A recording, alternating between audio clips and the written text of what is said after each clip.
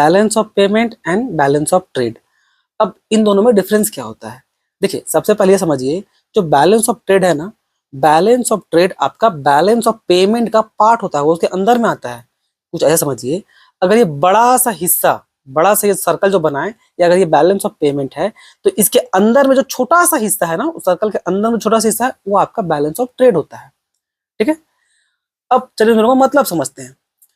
Balance of payment बोलने का क्या मतलब है? देखिए, बैलेंस ऑफ पेमेंट में हम लोग एक इकोनॉमिक ट्रांजेक्शन करते हैं, ठीक है, जो आपका रेसिडेंट ऑफ कंट्री और रेस्ट ऑफ द वर्ल्ड से कनेक्ट होता है। क्या इसका मतलब बोलने का हुआ?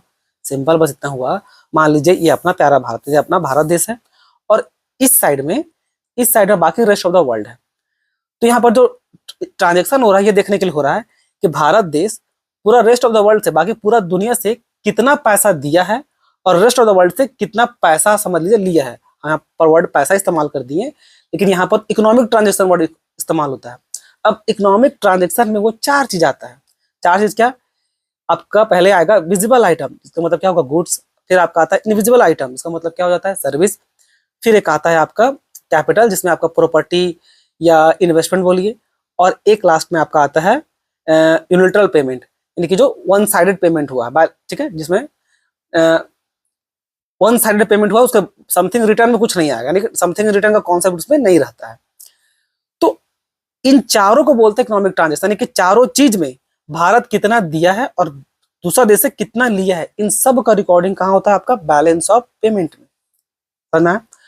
अब बात कीजिए बैलेंस ऑफ जो ट्रेड होता है ना, balance of trade, balance of trade में केवल आपका गुड्स का ही रिकॉर्डिंग होता है, यानी केवल विजिबल आइटम का ही रिकॉर्डिंग होता है। यहाँ पर चार चीज का होता है बैलेंस ऑफ पेमेंट में, आपका गुड्स, सर्विस, यूनिलैटरल पेमेंट, आपका कैपिटल। लेकिन बैलेंस ऑफ ट्रेड में केवल एक चीज का, और वो क्या है? आपका गुड्स। ठीक है, इसमें इसीलिए ज्यादा फोकस खाली किया जाता है क्या? एक्सपोर्ट और इम्पोर्ट पे, वो भी गुड्स का केवल एक्सपोर्ट और इम्पोर्ट पे फोकस किया जाता है, और यहाँ पर वो चारों आता है। ठीक है, अब इसी के आधार पर और डिफरेंस निकाल सकते हैं। ये आपका क्योंकि बड़ा कॉन्सेप्ट है, इसमें चार चीज इंक्लूड हो रहा है, इसलिए इसको हम लोग बोलते हैं ये वाइडर कॉन्सेप्ट है। इसमें केवल गुड्स रिकॉर्ड होते रहता है, इसलिए ये कहलाता है आपका नैरो कहलाता है। ठीक है, तो मेन जो मोटा मोटी डिफरेंस यही है, और ऐसा डिटेल में समझने के लिए आपको इसी चैनल में बाकी वीडियो मिल जाएगा। इसमें इतना ही। धन्यवाद।